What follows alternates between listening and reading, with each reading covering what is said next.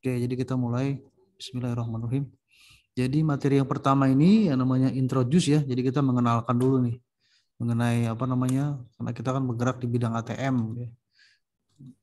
Jadi kita introduce mengenai pengenalan mengenai ATM, CDM dan CRM nanti yang akan kita kelola. Ya. Jadi mungkin BCA itu kan masih ada ATM-nya ya. Mungkin CDM-nya sedikit dan sekarang sudah eranya era CRM ya. Jadi ATM itu mungkin teman-teman ada yang sudah tahu ya ATM itu apa singkatannya, automatic teller machine ya. Kalau di bahasa Indonesia kan ya anjungan tunai mandiri ya. Jadi kebetulan pas gitu ya namanya bahasa Indonesia dengan bahasa Inggrisnya. Kalau CDM tuh cash deposit ya. Jadi dia emang mesin untuk penyetoran saja ya. Seterusnya CRM. CRM tuh cash recycling ya. Jadi recycling mesin, jadi gabungan antara ATM dengan CDM. Jadi mesin yang bisa tarik juga bisa store gitu kan. Itu CRM. Nah, ini sekarang udah eranya era CRM. Nah, ATM sama CDM ini sudah mulai ditinggalkan ya. Oke. Oke, ini sepintas saja mengenai historinya bahwa ATM itu mengalami revolution semenjak 1987 ya. Jadi ATM itu kan pertama kali diciptakan itu di Crete itu ya, tahun 1969 ya. Ya, ini ada tiga orang yang mungkin berjasa di bagian di bidang per-ATM-an ya. Yang pertama adalah Luther Simjian, ini penemu konsepnya gitu. Luther Simjian ini dari Turki kalau salah ya. Luther Simjian ya. Meskipun dia adalah seorang fotografi, jadi tidak sesuai dengan fashionnya ya. Dia bukan orang teknik, bukan orang elektrik, tapi seorang fotografi. Tapi dia punya konsep ya. Bagaimana caranya orang mengambil uang itu dengan melalui sebuah mesin ya, mekanik. Luther Simjian ini penemu konsepnya. Lalu dikembangkanlah dalam waktu yang nggak berapa lama itu oleh si John Barron ya. John Barron ini yang mengembangkan dan mengaplikasikan, mengimplementasikan ATM di suatu bank ya. Jadi dibikin prototipenya dan dimasukin uangnya dan orang bisa ngambil di bank tersebut, tapi masih offline ya. Jadi masih offline, belum dipasang jaringan gitu ya. Ini John Barron ya, John Shepard Barron. Baru terakhir Donald Weasel ini baru mengaplikasikan ATM itu secara online. Jadi ATM itu sudah bisa dipasang di beberapa tempat di bank-bank sana, Citibank waktu itu ya. Itu dengan jaringan yang sudah di networking yang sudah dipersiapkan dan bisa online. Jadi orang tuh bisa ngambil di mana saja gitu kan. Ini dia tiga orang ini yang berjasa di bidang dunia per ATM-an ya. Dan kita lihat bahwa ATM itu berevolusi ya cepat sih kalau saya bilang ya. Dari 1987 ini ATM masuk ke Indonesia ya. 1987 itu ATM baru masuk ke Indonesia ya. Jadi kalau dibilang siapa pelopornya atau perintisnya, itu bukan Bank BCA ya ternyata, tapi Bank Niaga ya. Jadi Bank Niaga dulu yang punya ATM. Tetapi teknologi itu kan dilihat BCA ya waktu itu, dan BCA concern di bidang teknologi itu. Akhirnya BCA sekarang yang menjadi leader kan di bidang teknologi ATM. Ya, zaman dulu kita tahu bahwa server yang namanya jaringan itu kan pakai server PC gitu kan. Nah, BCA itu kalau nggak salah dulu sudah main mainframe gitu kan. Jadi kalau bank-bank yang lainnya pakai server yang PC server biasa, BCA sudah pakai mainframe gitu. Jadi cepat sekali dia melesatnya BCA itu di bidang teknologi ATM sampai sekarang gitu kan. Oke, dari tahun 1987 ya, lalu BCA. Nah, ini di sini baru BCA nih. BCA sebagai pelopor pertama kali dia menggunakan mesin deposit ya, cash deposit mesin ya, dia mesin store tunai gitu. Tahun 2003 dia BCA nih ya. Baru bank-bank yang lainnya mengikuti kan ya. Lalu nggak lama lagi dari 2003 ke 2014 ya teknologi makin ditemukan lagi. Akhirnya lahirlah mesin CRM ya, cash recycling mesin. Jadi mesin ini merupakan gabungan dari ATM dengan CDM. Jadi orang tuh bisa narik, orang tuh bisa store, dan orang tuh bisa melakukan transaksi yang non tunai gitu kan, bisa transfer, bisa top up dan sebagainya ya. Jadi udah komplit di sini nih ya CRM. Itulah dunia teknologi berkembang, ATM berevolusi, dan fungsi-fungsi human itu manusia sudah mulai berkurang sedikit kan. Karena tugasnya kan CRM ini sudah menggantikan fungsi dari seorang teller sebenarnya kan. Daripada kita ngantri-ngantri nyetor ya kan, ngantri-ngantri narik uang, mendingan ke mesin aja. Jadi fungsi ATM ini sudah menggantikan person ya, people, sudah menggantikan orang gitu. Oke, kita ke next berikutnya. Nah, ini adalah bedanya ya antara mesin-mesin yang kita kenal. Ada non tunai. Non tunai juga ada nih, selain mesin ATM, mesin CDM dan CRM, itu juga ada mesin non tunai ya. Disebut dengan cashless ya. Dulu BNI juga punya cashless. Mungkin BCA juga punya cashless ya. Jadi namanya juga cashless ya, cashless. Jadi non tunai.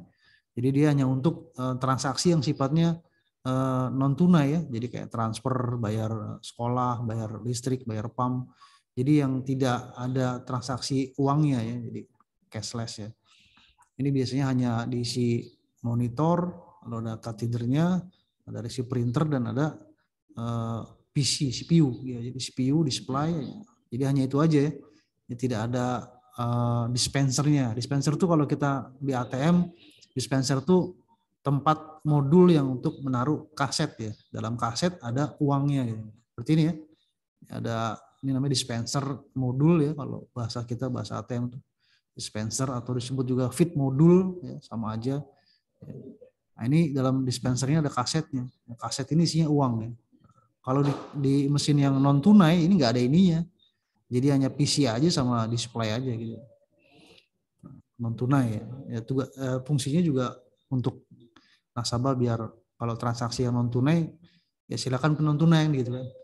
Pengen transfer ya di non tunai aja Bu kan gitu. Kalau pengen store tarik ya di CRM gitu.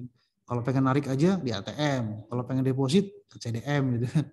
Ya, jadi kadang di satu galeri itu komplit ya BCA tuh, ada cashless-nya, ada ATM-nya, ada CRM-nya, ada kadang ada CDM-nya, komplit tuh. Udah kayak apa namanya? Udah kayak cabang ya, udah kayak cabang mobile. Jadi cabang yang sudah ditempatkan di suatu tempat gitu kan, sudah ada menggantikan fungsi people tadi ya. Mau nyetor tinggal ke ATM CRM, deposit, pengen tarik tinggal ke ATM, pengen transaksi top up tinggal ke cashless gitu kan. Sudah menggantikan fungsi orang gitu. Oke, kalau mesin tarik tunai ini kita sebut dengan tadi ya ATM, anjungan tunai mandiri ya, mesin tarik. Jadi mesin tarik itu berfungsi untuk transaksi yang tunai dan non tunai, karena ATM juga pasti ada untuk bisa bertransaksi non tunai juga ya, seperti ini. Jadi lebih komplit karena dia bisa transaksi. Kalau ini kan nggak bisa transaksi ya, hanya transaksinya cashless non tunai. Kalau mesin tarik ya pasti ada uangnya dia, ya, transaksi yang tunai maksudnya, dan juga transaksi yang non tunai ini bisa. Denominasi itu pecahan ya. Jadi kalau teman-teman yang masih pegawai baru ini harus banyak mengenal istilah-istilah dalam dunia per-ATM-an gitu. Ya tadi ya CRM, CDM ya kan, cashless juga kan, itu bahasa-bahasa ya. Bahasa-bahasa dalam dunia per-ATM-an, jadi harus kenal. Nanti kita kasih ada kamusnya ya, kamus buat apa namanya? Istilah-istilah itu kita akan kasih ke teman-teman. Denominasi itu pecahan ya, yang bisa ditarik single ya. Sementara sih kalau di Indonesia ya kebanyakan single denom ya. Jadi ATM pecahannya 100 ya 100 aja. ATM pecahan 50 aja ya. Tapi kadang bisa juga sebenarnya di apa namanya? Bisa di setting ya.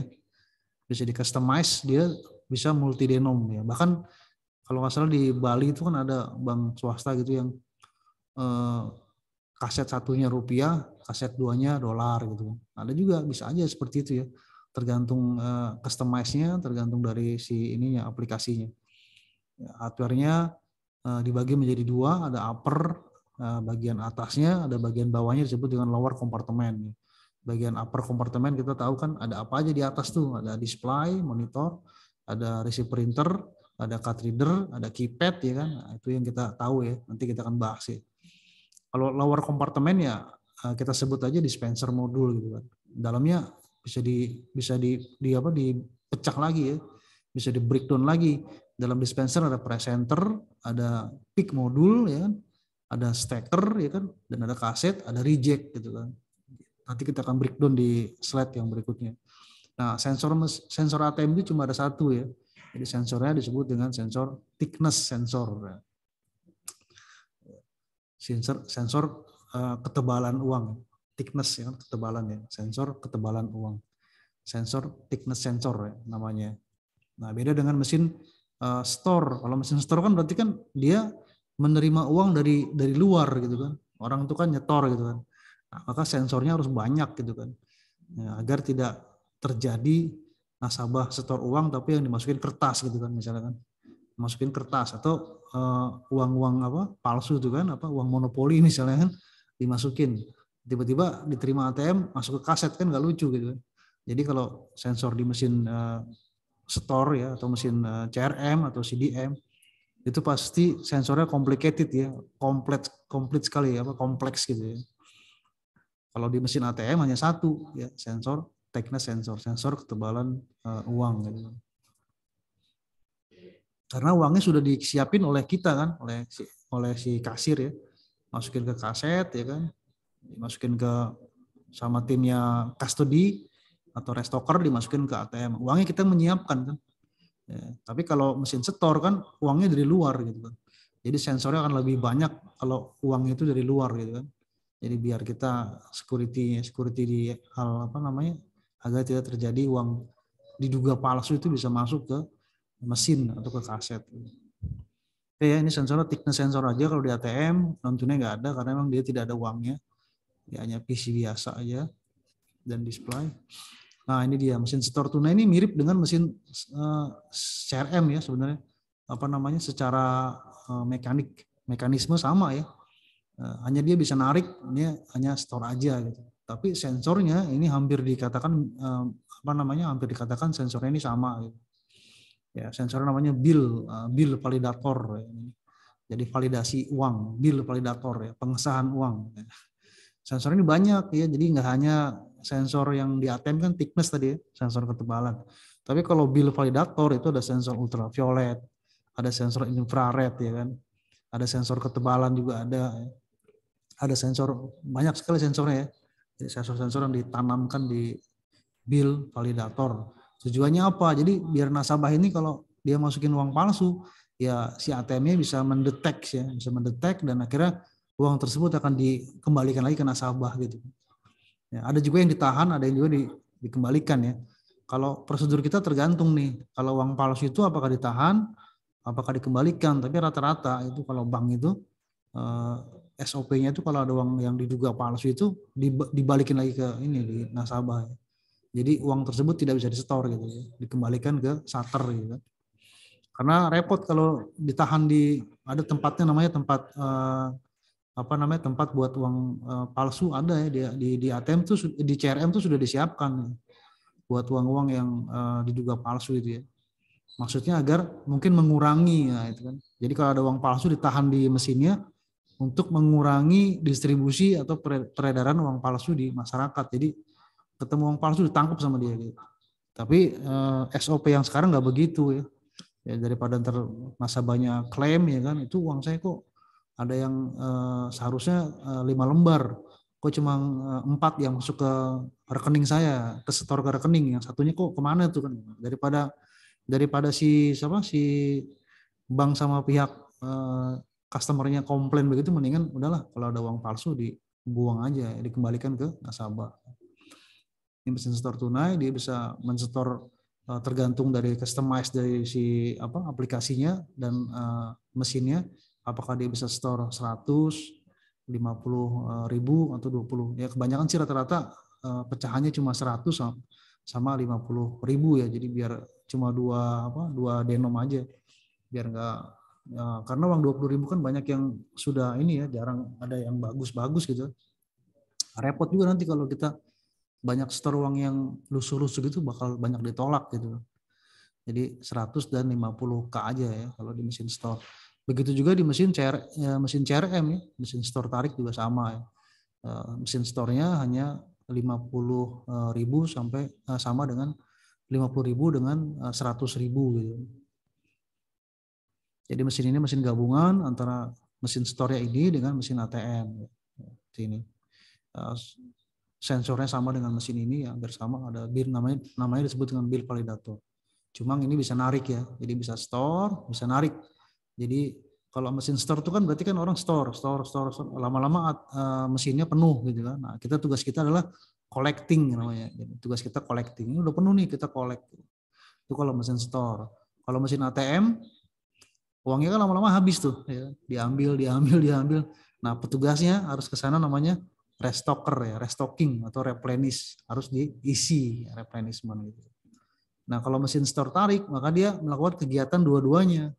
Dia kadang mereplenish, dia kadang mengcollecting. Nah, itu ya bedanya. Nah, ini kita lihat bedanya. ATM itu kegiatannya disebut dengan replenishment, atau orang nyebutnya restock ya, restock. Replenishment.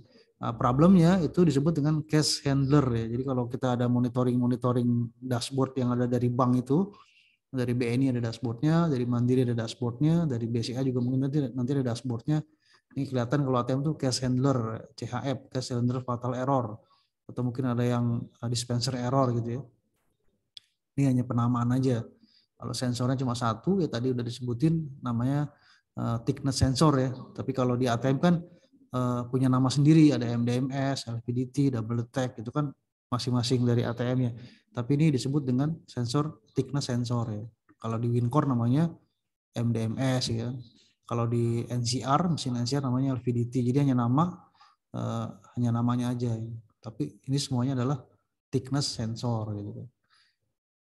Oke, kalau CDM, mesin store tunai, ya ini problemnya.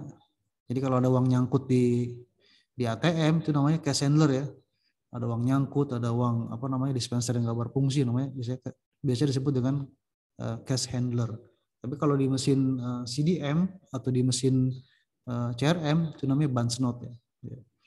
Problemnya bunch note. Jadi biar dibedakan aja. Kalau mesin CRM problemnya yang sering timbul misalnya nasabah store nyangkut gitu kan, atau nasabah atau dispensernya ada masalah gitu. Spare partnya ada masalah, yang namanya bunch note ya. Dispenser tidak berfungsi, bunch note gitu ya. Kegiatannya disebut dengan cash collecting, karena kan kalau mesin store kan uangnya penuh dia. Penuh, lama-lama kan orang store penuh dia. Maka tugas kita adalah kegiatannya disebut dengan cash collecting ya. Kita ngambil gitu. Udah penuh nih ya kita ambil gitu. Jangan sampai penuhnya full banget.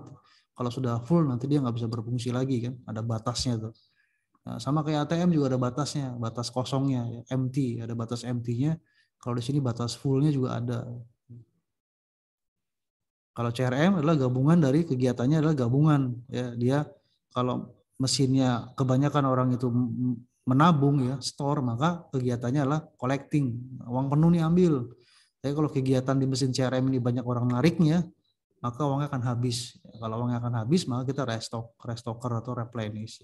Jadi kegiatannya gabungan antara ATM dengan CDM. Nah, sekarang ini BCA ini pakai ini semua rata-rata ya. ATM-nya sedikit, ini juga sedikit. Sekarang udah concernnya ke sini CRM. Hampir semua bank ini sudah mereplace kadang ya, menggantikan mesin ATM CDM ini dengan mesin CRM, cash recycle mesin. Kalau kita sebut mesin store tunai gitu kan, store tarik atau store tunai gitu ya. Store tarik tunai maksudnya ya. Bisa store, bisa tarik gitu. CRM ya. Oke teman-teman, ini adalah flow ya ATM yang simple banget, yang kita bisa pahami cara kerja di ATM. Karena kita kan pegawai yang bekerja di ATM. Jadi biar punya knowledge ya, punya pengetahuan yang kalau ditanya orang-orang bank itu kan ya, atau orang-orang yang mungkin pengen tanya cara kerja ATM yang paling simpel itu tiga step aja. Yang pertama kita entry card ya kan, lalu entry pin dan otorisasi ya. Kalau kita breakdown lagi, kita masukin kartu. Nah sekarang udah nggak lagi kartu, udah nggak lagi strip magnet ya.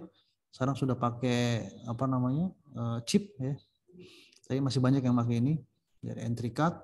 Ini kalau kita kartunya kartu yang ada strip magnetnya ini berarti ada 3 track ya. Ini udah umum ya. Ada 3 track. tracknya ada 3 nih. Track pertama itu biasanya isinya nama customer, track keduanya itu nomor rekeningnya ya, biasanya nomor rekeningnya, dan ketiganya itu biasanya kosong ya, idle. Ya, nggak tahu kalau biasanya diisi apa. Kalau di B ini kosong, ini track kosong. Ya teman-teman jangan sampai tracknya ini terkelupas gitu kan, atau ada bolong di sini ya, atau kartunya patahnya pas di sini ya, ini otomatis nggak bisa transaksi dia. Kecuali patahnya di sini ya. Kalau patahnya di tempat yang lainnya, bukan di strap magnet sih, ini kartu ATM masih bisa berfungsi. Kalau patahnya tidak di daerah sini.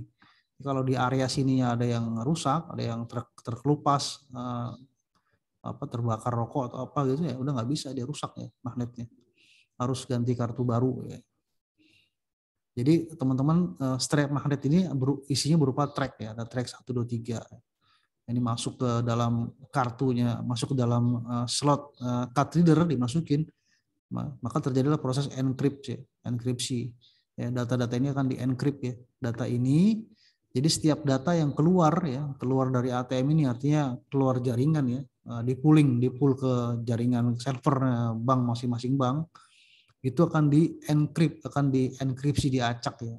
Ini gunanya security jaringan aja, security networknya gitu. Di-encrypt atau diacak dengan alat namanya encryptor gitu.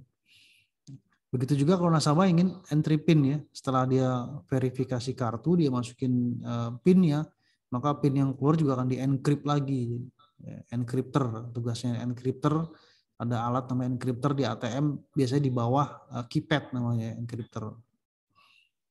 Lalu verifikasi PIN, kalau dia kartunya sesuai, PIN-nya match juga, sesuai juga, ya sudah. Selanjutnya ya otorisasi ya, nasabah bisa melakukan transaksi, apakah dia tunai, apakah dia non tunai. Jadi itu simpelnya aja ya, proses kerjanya ATM, flow-nya begini aja. Nah, kalau kita breakdown lagi di sini, kita klik ya. Nah, ini apa yang terjadi ketika entry card ya, ketika kita masukin kartu, maka kartu itu kan nggak akan diam ya, tapi dia akan maju mundur. Anda lihat ya, coba aja ya, kartu itu kan digesek-gesek ya, maju mundur. Tujuannya apa? Itu ada tujuannya. Tujuannya agar apa? Agar terjadinya flux magnet ya. Nah, itu dia. Nah, jadi terjadinya flux magnet. Ketika terjadi flux magnet, maka terjadi perbedaan flux tadi, sehingga akan dikonversi menjadi, akan decoding lah ibaratnya, dikonversi menjadi kode-kode digital seperti itu. Jadi kartu memiliki strap magnet ya.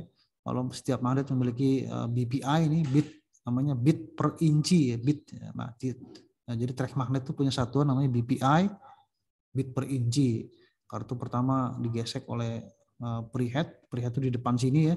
Jadi kalau preheadnya mendeteksi strap magnet, maka dia akan menyuruh memerintahkan gate-nya terbuka, gerbangnya kebuka. Nah, ini prehead itu di depan ya, di sini nih prehead. Nah, kalau preheadnya mendeteksi ada kartu, maka dia menyuruh motornya kebuka. Di sini ada ini ya, ada solenoid ya yang membuka gate-nya kebuka, lalu akan didorong oleh yang namanya ini ya, roller ya. Didorong maju mundur, dibaca oleh sini ada nih, daerah sini ada main head ya. Jadi kayak head radio gitu ya, dia akan membaca strap magnet ya, di maju mundur ini akan mengakibatkan terjadinya perbedaan flux magnet, sehingga akan dikonversi ke dalam kode digital, untuk seterusnya akan dilempar ya, di-throw ke jaringan begitu ya. Ini ya, main head ya, gesekan katedral menyebabkan perbedaan flux magnet yang dikonversi menjadi kode digital. Nah, sebelum kode digital ini keluar, maka dia harus di-encrypt ya, diacak dulu gitu kan, seperti itu. Nah, jadi kode-kode magnet itu didetek oleh sensor head-nya, nasabah diminta ini setelah magnetnya itu di encrypt di server, kalau servernya bilang oh ya ini bener nih, namanya si A, nomor rekeningnya 1 2 3 4 sekian sekian ya kan. Nah, oke, silakan masukkan PIN-nya. Jadi PIN itu ibaratnya OTP ya. Jadi on real password ya OTP-nya. Kan kita sering kalau belanja itu ada OTP ya. Nah, jadi PIN itu ibaratnya OTP. Oke, masukin OTP-nya, masukin PIN-nya ibaratnya gitu. Nah, baru masukin PIN-nya. Nah, ketika PIN-nya dimasukin 6 digit pun sama ya. Dia ketika PIN itu keluar, maka dia juga di-encrypt juga. Jadi encrypt itu 2 kali ya. Encrypt data kartu dan encrypt PIN ya. Gitu. Baru tahap yang berikutnya adalah nasabah bisa otorisasi ya, bisa transaksi apakah dia tunai apakah dia non tunai. Itu cara kerja ATM ya, yang singkatnya ini adalah proses jaringannya ya. Jadi kita lihat posisi kita ada di sini ya. Kita punya yang namanya plain text ya. Plain text itu kalau ibaratnya orang jaringan itu adalah data orisinil ya, data orisinil. Apa sih yang kita punya? Data orisinil yang kita punya adalah data kartu dan PIN. Ini data plain text, data orisinil ya. Nah, ini ada encryptornya, letaknya di bawah keypad ya. Namanya EPP, encryptor plus pin pad ya. Seperti itu nih. Dan di dalam encryptor ini ada yang namanya master key. Ini master key inilah yang akan nanti bersama-sama mengacak yang namanya plain text tadi ya, yang berupa data kartu dan PIN gitu kan. Jadi kalau nasabah masukin kartu ya, maka data kartunya kan bersama dengan master key-nya dijahit apa namanya? Dikombinasi, dikombine ya. Ya, jadi master key itu 64 digit ya. Ini gabungan antara alfabet A B C D E F sampai numerik 0 sampai 9. Jadi A sampai F ya, heksa ya, lalu numeriknya 0 sampai dengan 9. Ini digabung 64 digit. Anda bisa bayangkan ya. Data kartu ini digabung 64 digit ya, lalu diacak ya, encrypt ya. Namanya encryptnya adalah standar triple dash ya. Apa arti triple dash? Triple dash itu 3, artinya pengacakannya 3 kali. Apa itu dash? Dash itu data encryptor standar. Data encryptor standar ya, aturan dari standarisasi global ya. Diacak sebanyak 3 kali ya. Kalau zaman-zaman saya dulu sebelum tahun 2000 sebelum tahun 2000 sekian itu masih single ya, single dash ya. Jadi pengacakannya cuma sekali. Nah, itu dirasakan kurang aman kan. Nah, diacak sekali nggak aman nih. Akhirnya muncullah standar baru yang disebut dengan triple dash ya, diacaknya 3 kali. Diacak sekali, acak lagi baru dikirim ke sana, ditransmit ke servernya ya. Nanti di servernya juga ada alatnya untuk bisa mengembalikan kode yang sudah teracak ini menjadi plain text kembali. Namanya di sini ada encryptor, kalau di servernya namanya descriptor ya. Jadi ada pengacak, ada yang mengembalikan. Jadi setelah di descript nanti plain text-nya akan kembali lagi seperti sedia kala dan master key-nya akan dibuang ya. Ibaratnya bungkusannya dibuang gitu. Seperti itu ya. Kalau sudah masukin kartu ya dengan cepat sekali berapa second gitu kan, dia akan ngirim OTP, masukin PIN, PIN-nya diacak lagi gitu ya. Jadi aman lah ya. Data nasabah ini aman. Meskipun kemarin saya lupa tuh di mana terjadi phishing di Bank Sumsel Bubble ya, dengan alat, saya lupa nama alatnya apa tuh. Ada alat dipasang di situ katanya sih itu phishing. Jadi phishingnya pinter, dia pakai mencuri data nasabah dengan dengan antena tuh, ada antenanya tuh. Saya lupa gambarnya belum di. Itu sampai kejadian di Bank Sumsel Bubble ya, ada phishing itu namanya kejahatan menangkap data nasabah ya, tapi dengan cara mencegat jalur data ya. Jadi jalur data dicegat sama dia jadi dia alatnya itu sebenarnya adalah alat yang dipasang itu adalah berupa deskriptornya sebenarnya. Ya, itu terjadi di Bank Sumsel dan memang pelakunya orang luar negeri karena dia transaksinya di Bali ya, ketemunya tuh di Bali, setiap di Bali dia transaksi. Itu sudah sempat menjadi kemarin bahan cerita teman-teman di teknisi kita ya kemarin. Oke, ini kita belajar ke jaringan komunikasi atau disebut dengan JARCOM. Jadi kalau JARCOM itu jaringan komunikasi ya singkatannya. Nah, ini kita tahu ATM itu ada 2 ya, ATM itu ada 2 klasifikasi, ada in brand, ada out brand ya, ini istilah ya. Kalau in brand tuh berarti ATM yang posisinya itu di dekat dengan kantor cabang atau kantor layanan, dekat dengan banknya lah ibaratnya, dengan posisi banknya, apakah itu unit, apakah itu cabang, apakah itu kantor utama ya disebut dengan in brand. Jadi kalau ATM itu dekat dengan ini, artinya apa? Komunikasinya ikut dengan cabang yang bersangkutan ya, komunikasinya ikut ya. Bisa disebut juga ATM ini in brand atau on premise, ini bahasa BRI ini on premise ya. Lalu kebalikannya kalau ATM itu tidak ikut ke cabang ya, dia stand alone ya, dia berdiri sendiri, maka disebut dengan ATM outbrand. ATM outbrand seperti ini nih. ATM yang ditempatkan di luar kantor bank ya, jadi di luar dia, outside ya. Misalnya SPBU, supermarket, toko ya, drive-thru, mobile banking itu kan di luar. Artinya apa? Berarti jaringan dia itu tidak ikut ya, tidak ikut si bank yang bersangkutan ya, tapi langsung stand alone dia, langsung pakai VSAT biasanya ya. Pakai VSAT, pakai LC, LC atau nggak LC itu, basic channel ya. Jadi jaringan sewa dari Telkom kan, kabel bawah tanah atau kabel udara gitu. Langsung ditembak ke server seperti itu ya. Ini VSAT-nya. Nah ini contohnya ATM outbrand. Kenapa? Karena dia adanya di mall, ya kan? Di galeri mall, punya jaringan sendiri ya. Karena nggak ada banknya kan di sini kan. Kecuali kalau ada banknya, nah berarti dia out in brand ya kan.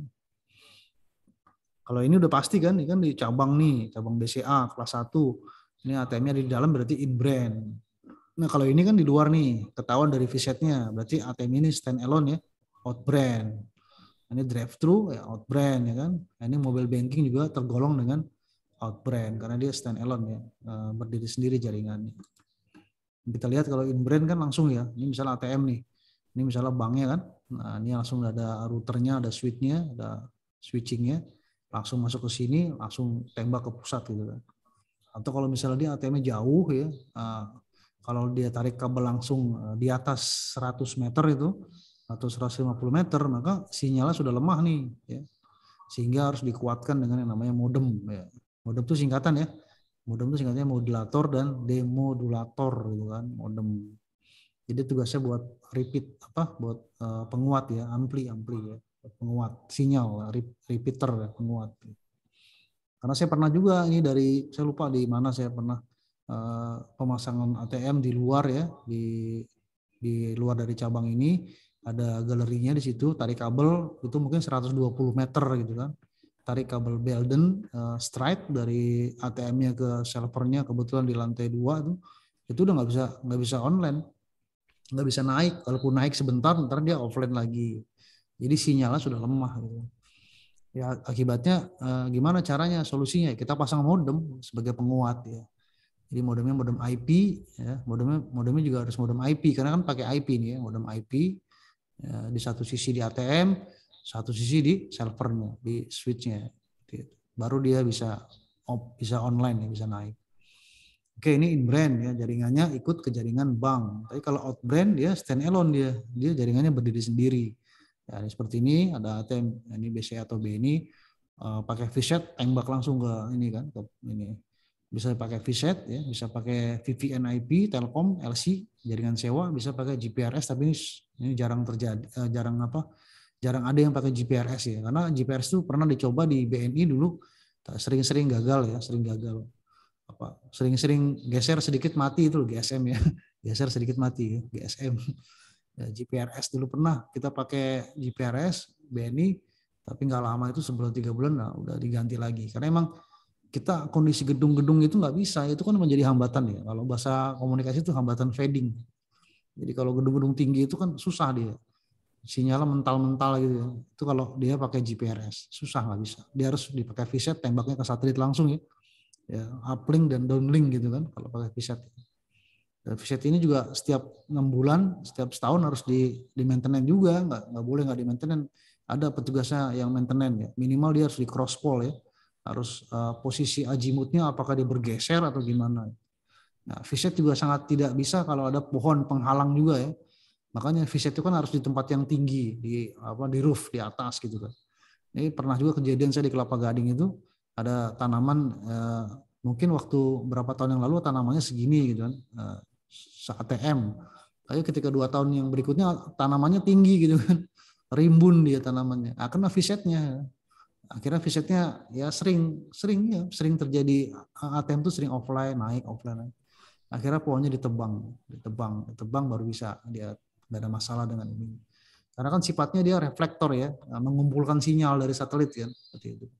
Kalau dia mengumpulkan sinyal ada kendala dengan ruang, gitu, ada pohon, ada halangan, ya dia nggak bisa maksimal dia. VSAT ya, very small, aperture telekomunikasi singkatannya. Oke ya.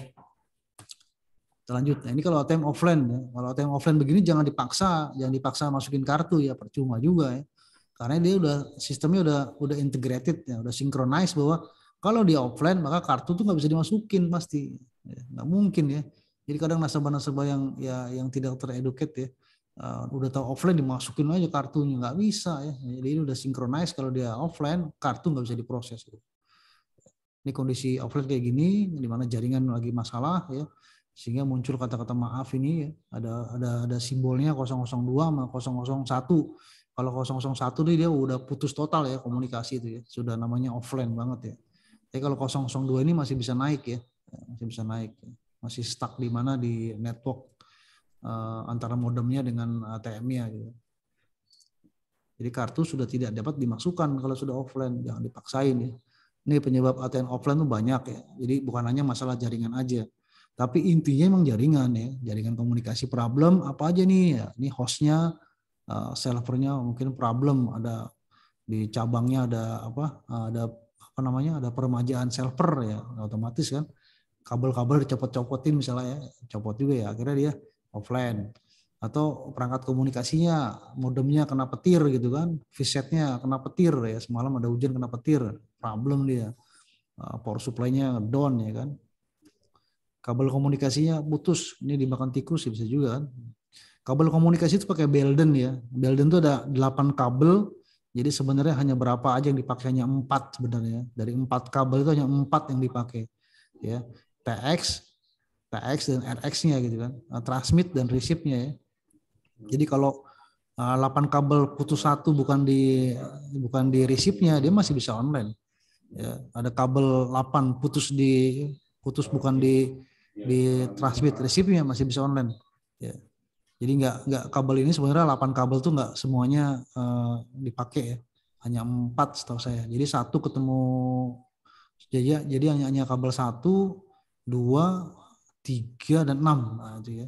Kalau kita belajar komunikasi itu kabel Belden itu cuma dipakai 1, 2, 3 dan 6. Ya, karena saya pernah ngalamin juga ya, kabel putus karena kabel panjang dari bawah ke lantai 2. Apakah kita harus ganti kabel? Kan enggak juga ya, ganti kabel, narik kabel kelamaan ya.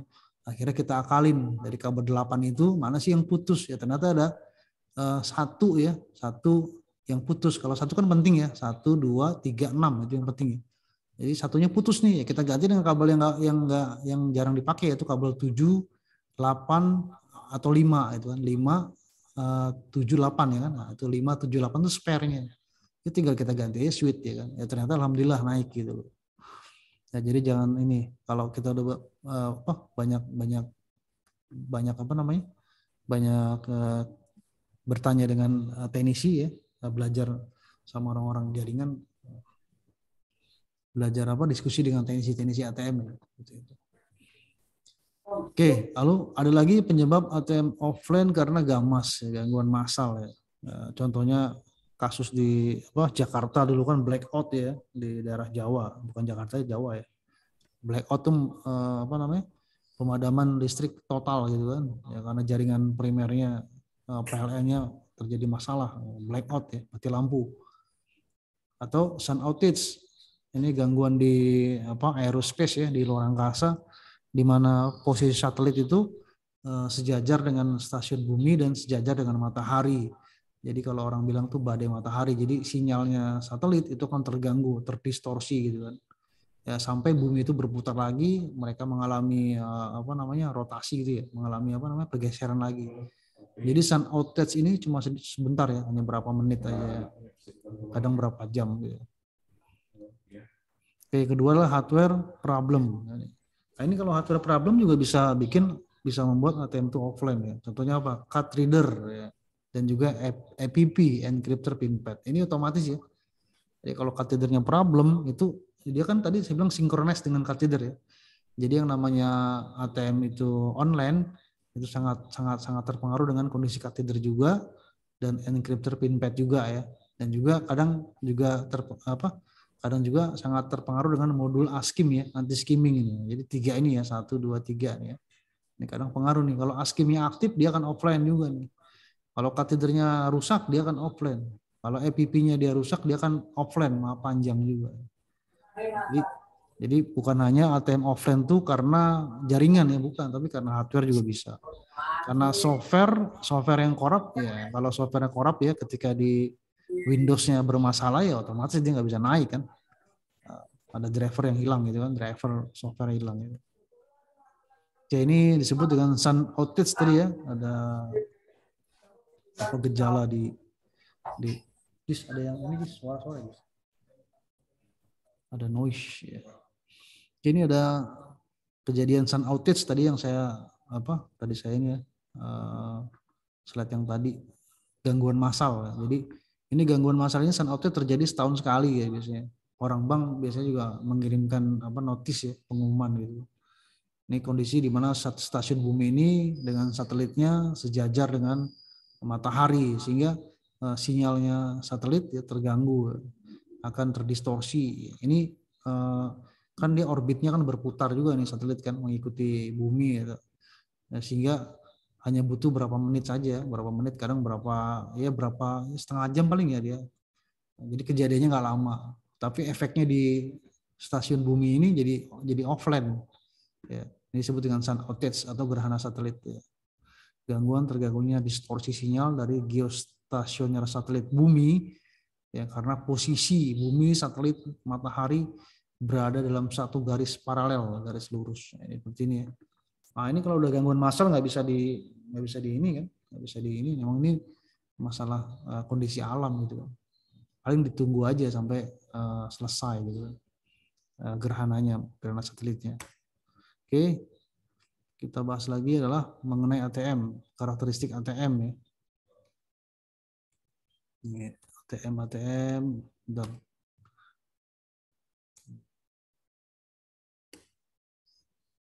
nah ini merek-merek tipe ATM yang ada di Indonesia, mungkin BCA juga mungkin masih ada ya ATM. Ya, BCA kan banyak vendor-vendornya juga ya. Di BNI juga begitu, di ATM-ATM Mandiri pun begitu. Yang jelas inilah ATM-ATM yang banyak dipakai di bank-bank yang lokal yang ada di Indonesia ya. Wincor ini seperti ini, Wincor Nixdrop sekarang udah berubah nama menjadi Diboll Nixdrop ya, gabung antara Diboll dengan Wincor jadi Diboll Nixdrop. Ini dulu masih ada Diboll ya. NCR ini juga, BCA juga dulu sering banget pakai NCR ya. Dan seterusnya. Ini ada Yosung ya, ATM Yosung nih. ATM Yosung ini ATM ya, ATM. Di samping ATM tentunya ada lagi yang namanya CDM. CDM. Ini CDM itu contohnya Omron, mereknya Wincor, NCR, Yosung. Nah, kalau tipe-tipe ini yang sekarang CRM nih, ya kebanyakan Omron, Yosung juga ada, Oki ini dari PT Argenta ya. IBM nih Omron, IBM sama Omron dulu sekarang gabung atau dulu pisah ya. Sekarang IBM Omron dulu ya, sekarang pisah ya. Dan DN, Diboll Nixdrop ya, Diboll Nixdrop itu gabungan antara Diboll dengan Wincor. Nah, kemarin di BNI kan kalau nggak salah dua ini yang dipakai ya, Oki dengan DN. Ya, sebelumnya pakai Yosung dia. Ini CRM ya yang banyak sekarang di instalasi di bank-bank ini. Ini kalau ini cashless ya. Jadi cashless bentuknya cuma gini aja. Ya. Di BNI kemarin masangnya yang Yosung ya. Nggak tahu kalau di BCA apa ya cashlessnya. Oke, ini merek-merek atau tipe mesin ya. Wincor, NCR, Yosung ya itu Oki itu aja, DN ya. Nggak jauh dari itu aja. Nah, ini karakteristik ATM nih, kalau ATM-nya ya NCR, Wincor, Diboll, Yosung ya, semuanya hampir mirip-mirip ya. Cuma bedanya adalah karakteristik dari sistem penarikan uangnya. Ya, kalau NCR tuh pakai vakum dia, jadi uang itu disedot ya, ada vakumnya itu, vakum pumpnya disedot. Kalau Wincor, Diboll dengan Yosung semua hampir sama, dia menggunakan metode friksi atau uang itu digesek ya, not by not, jadi lembar demi lembar digesek gitu kan. Kalau sistem kabelnya semua udah sama lah, sepakat bahwa sekarang sudah pakai USB ya, Universal Serial Bus itu USB. Nah, kalau dimensi uangnya, detektor untuk dimensi uang yang disebut dengan thickness sensor, ini semuanya kayaknya mirip-mirip kalau saya bilang ya. Ya hanya namanya LVDT, namanya aja yang beda-beda. LVDT itu linear variable displacement transducer. Kalau WinCore namanya MDMS, Measurement Detection Module Station. Dibol namanya double detect, dan Yosun juga ini sudah double detect namanya. Operating system Windows-nya semua sepakat Windows 7 semua ya. Kalau yang XP udah nggak di support ya, di Windows 7 rata-rata. Ya mungkin nanti kalau ada CRM yang baru udah Windows 10 kali ya. Seperti itu. Karena Windows-nya semakin tinggi juga buat apa juga kan, ATM itu kan hanya mengirim data teks ya. Jadi nggak, ya mungkin ada film-filmnya jadi harus pakai Windows-nya ya, film-film iklan gitu kan sebagai penunjang. Tapi operating system itu nggak perlu banyak-banyak, nggak perlu canggih-canggih, karena dia hanya apa yang ditransmit kan hanya teks ya, hanya scripted ya, script aja gitu, coding script ya. Mungkin di sisi ATM-nya mungkin harus menampilkan gambar ya kan, iklan ya, mungkin itulah yang dibutuhkan Windows-nya untuk itu. Karena dia selain dia Windows, dia ada yang namanya aplikasi yang memang embedded yang harus ditanamkan di ATM tersebut ya, yang sesuai dengan mereknya ya. Contohnya NCR Aptra. Jadi selain Windows sebagai operating system, dia akan diinstal lagi namanya program ATM-nya itu sendiri kan. Nah, NCR namanya Aptra, WinCore namanya ProSoft atau ProBase atau Protopass gitu kan, diinstal. Dibol namanya Agilis Empower. Jadi masing-masing merek ini nggak bisa, misalnya NCR diinstal ProBase ya nggak bisa, NCR diinstal Agilis ya nggak bisa, masing-masing ini. Jadi kalau dibilang ini drivernya lah ya, driver kayak kita printer Epson diinstal Canon ya nggak bisa, Canon diinstal Epson ya nggak bisa. Nah, jadi ini aplikasi drivernya ya, gerbangnya ya, logiknya. Yosung Monimac namanya. Kalau Windows-nya sama mungkin Windows 7, Windows 7 atau Windows 10, tapi kalau aplikasinya masing-masing beda, setiap pabrikan beda-beda. Protection-nya semua hampir sama ya, sudah ada anti skimming. Anti skimming itu artinya menghindari terjadinya pengkopian data nasabah ya, data strap magnetnya itu kan sangat riskan, sangat gampang untuk dikopi ya. Itu dengan skimming ya. Skimming itu udah banyak dijual juga tuh, namanya skimmer ya. Skimmer tuh alat untuk skimming gitu, untuk mengcopy data. Biasanya diletakkannya di mana, di daerah katheder kadang. Tapi sekarang orang udah makin canggih ya. Jadi skimming itu nggak diletakkan di luar, tapi di dalam ya. Itu namanya depth insert skimming ya, dimasukin ke dalam. Keren orang. Tapi ATM juga keren juga ya. Karena untuk mendeteksi ini ya ada anti skimmingnya, dipasang lah anti skimmingnya. Lalu dipasang juga yang namanya ACT, anti cut trapping. Ini gunanya buat apa? Untuk mencegah terjadinya depth insert skimming ya. Jadi skimming yang diletakkan di dalam, dimasukin ke dalam katheder tuh. Nah, jadi kalau kartu kita kena depth insert skimming, kartu kita akan ditahan sama ini kayak ada pakunya ya. Nah, jadi si kartunya nggak akan bisa keluar lagi. Gitu, seperti itu. Untuk melindungi nasabah ini tujuannya ya, seperti ini.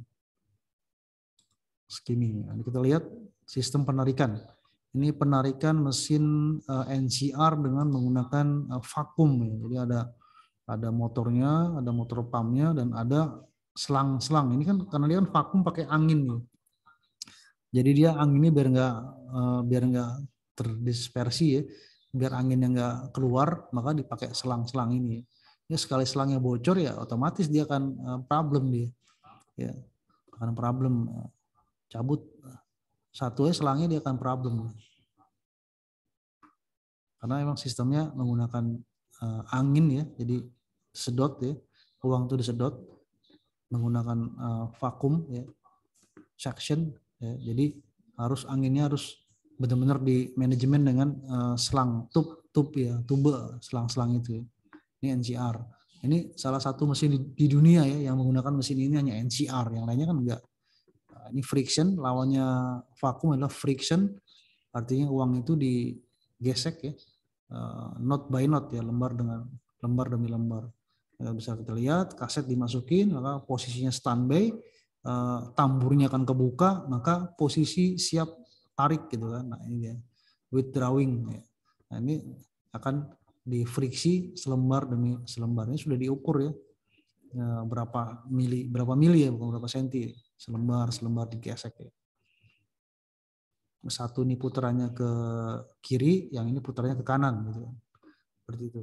Gitu kan. Nanti ada sensor di sini, thickness sensor ada di sini ya. Tadi di bagian atas ini sensor ini aja, sensor gerakan bahwa uangnya sudah out dari kaset gitu kan, sudah keluar dari kaset. Nah, sampai dia di atas, baru ini ada sensor thickness-nya. Tadi ya, sensor thickness itu kalau NCR tuh LVDT, kalau WinCore tuh MDMS. Nah, di sini ada sensor thickness-nya. Kalau dia uangnya ini tidak sesuai dengan ketebalannya, maka uang ini nggak akan pernah ke nasabah. Uang ini akan dibuang ke reject ya. Uangnya terlalu tebal ini ya. Karena uang itu kan bisa begitu, bisa lengket kan. Lengket. Kalau uangnya lengket, dia kebacanya double not, maka uang ini tidak akan sampai ke nasabah, dia akan dibuang. Jadi ATM itu sudah smart ya.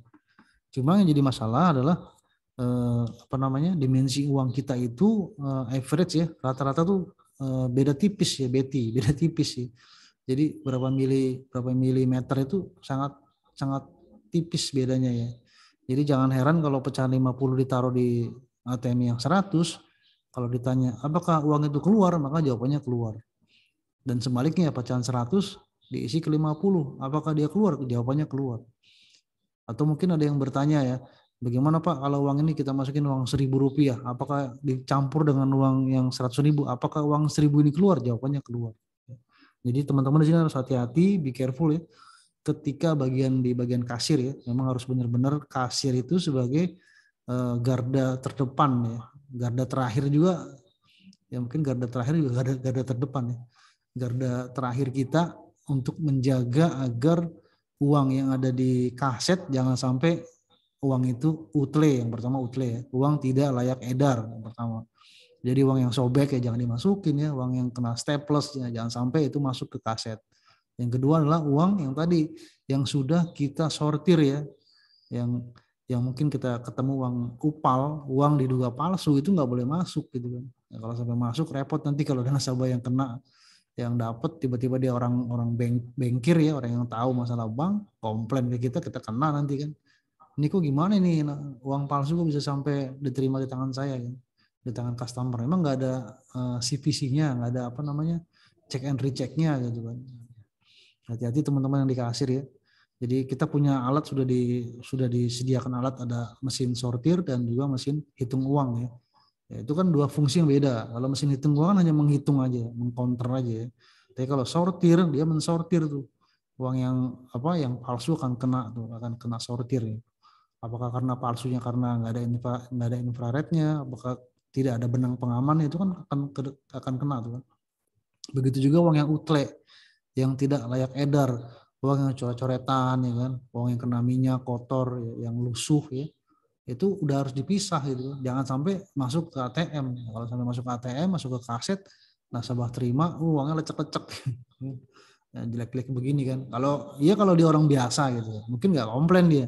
Tapi kalau pemberi kerjanya itu gimana kan? Misalnya orang BCA-nya ngambil ATM BCA-nya jelek-jelek, ATM-nya uangnya kok jelek begini. Ngambil lagi besoknya lagi begitu juga kan. Nggak bisa komplain si pemberi kerjanya. Gimana nih SSI ini kan, kita selama ini ngasih uang itu ngasih apa yang diminta SSI sekian saya penuhi, dan kebetulan yang saya kasih pun uangnya kayaknya bagus-bagus gitu. Ini kok kenapa diisinya kok ATM-nya jelek-jelek gitu kan, seperti itu. Jangan sampai terjadi komplain yang seperti itu ya teman-teman. Ini kelebihan sistem vakum. Ini dia kalau dibilang kita mungkin ada yang bertanya apa sih kelebihan mana yang lebih bagus gitu kan? Apakah vakum, apakah friksi? Maka jawabannya vakum. Kenapa ya? Karena vakum tuh sedikit gerakannya, sedikit getaran gitu, sedikit getaran ya. Sehingga modul-modulnya, spare part-nya itu bisa bertahan lama, durable ya, bertahan lama. Beda dengan yang friksi. Kalau friksi kan dia terjadi gesekan tuh kan, maka mesinnya akan bergetar terus kan. Nah, apalagi kalau udah mesinnya friksi, dia termasuk high transaction ya, transaksi yang sangat tinggi misalnya. Wah itu harus sering-sering di PM tuh, sering-sering di preventive maintenance ya, dibersih-bersihin gitu kan. Ya. Jadi emang kalau dibilang mana yang lebih kuat, maka jawabannya yang vakum ya. Seperti itu. Jadi untuk transaksi mesin ATM itu yang kuat yang vakum. Pertanyaan terhadap kualitas uang. Kenapa uang baru itu lengket? Nah ini kan kadang pertanyaan teman-teman ya. Uang baru itu kenapa lengket sih? Lengket apa ada lemnya gitu? Ya kenapa uang itu lengket? Karena emang material uang itu emang ada yang berbahan lengket, namanya magnetic ink. Ya. Jadi nggak sembarangan uang itu dicetak ya. Uang itu dicetak dengan banyak sekali klasifikasinya. Ada yang namanya kita tanam dalam uang itu ultravioletnya, infrared, benang pengaman, ya kan. Ada lagi tanda air watermarknya lagi, ya. Dan termasuk tintanya itu pakai magnetic ink ya. Nah, karena kan namanya juga magnetic ya, jadi sedikit magnet, jadi ya wajar kalau ketemu dengan yang magnet sama magnetnya nempel-nempel gitu kan. Itu kalau ditanya ya kenapa sih uang baru itu lengket ya, emang bahannya ya ada tintanya itu yang bikin dia lengket. Tapi lama-lama kan kalau sudah dia kebanyakan kebas ya, gerakan dari mesin sortir, lama-lama juga lengketnya juga daya magnetnya juga akan berkurang gitu kan. Maka sering disortirnya, sortir lagi, bolak-balik sortir lagi gitu kan. Kadang teman-teman kan gitu nyortir balik lagi, dibalikin lagi gitu. Ya, sebelah sini sebelah ini agar menghindari daya lengketnya itu agar supaya hilang. Apa itu ule, apa itu utle, teman-teman juga harus tahu. Ule itu uang layak edar. Kalau utle uang yang tidak layak edar, ya uang yang lusuh, yang staples, yang uang yang robek, mutilasi, ini termasuk uang yang tidak layak edar. Ya. Apa komponen-komponen dasar teknik 3D ya? 3D kita tahu kan ada di terawang, di raba, dan dilihat. Yang pertama yang gampang dilihat dulu, dilihat, diraba juga gampang, dan di terawang gitu kan. Teman-teman harus tahu nih ya teknik dasarnya. Ini termasuk materi-materi kasir ya sebenarnya. Ya, saya masukin di sini. Nah ini dia apa aja yang bisa teman-teman bisa ini materi kasir, saya ringkas di sini juga nggak apa-apa. Nah ini dia. Ya permukaan uang itu ada dua ya, tanpa kita ketahui bahwa uang itu permukaannya ada dua. Ada yang halus, ada yang kasar ya. Jadi biasanya yang kasar itu ada gambar-gambarnya ini ya. Nah teknologi mesin itu kan tadi ada dua, ada yang vakum, ada yang friksi. Nah, maka orang kasir itu harus pinter-pinter nih. Ya untuk yang mesin NCR dia nggak ada masalah dengan permukaannya. Ya, cocok untuk permukaan yang halus maupun yang kasar nggak ada masalah. Tapi kalau yang friksi kayak di Bol, Wincor, Yosung, kalau bisa posisi yang kasar itu yang sedikit kasar letakkan di depannya. Di depan itu ketika kaset itu dia ready untuk ditarik, letakkan yang kasar di bagian depan gitu. Jadi dia akan memudahkan terjadinya friksi kan? Seperti itu kan. Itu kan logiknya begitu ya. Yang kasar itu kan gampang ditarik, gampang digesek gitu kan. Seperti itu. Ya untuk mempermudahkan aja agar ATM-nya tidak capek gitu. Ini dia tadi udah saya bahas 3D dilihat, diraba, dan diterawang. Ini kita hanya sekedar mengingatkan lagi. Apa sih yang dilihat? Yang dilihat tuh yang gampang dilihat security thread. Ini benang pengaman ya. Ini ya, benang anyaman ini. Ini nggak lagi benang tapi udah dianyam ya. Dulu kan zaman saya kan pakai benang dadung tuh ya, dimasukin ya. Nah, sekarang udah kayak gini benangnya dianyam. Rainbow printing. Nah, rainbow printing tuh ini ya. Jadi rainbow printing itu sesuai dengan namanya rainbow pelangi. Jadi kalau ini uang itu digerak-gerakin gitu ya, dimiring-miringin di sinar matahari, maka dia akan seperti pelangi ya. Warnanya akan berubah dengan, jadi kalau kita tuh sebutnya zaman dulu hologram ya, anak-anak kecil ya, kayak hologram berubah warna ya.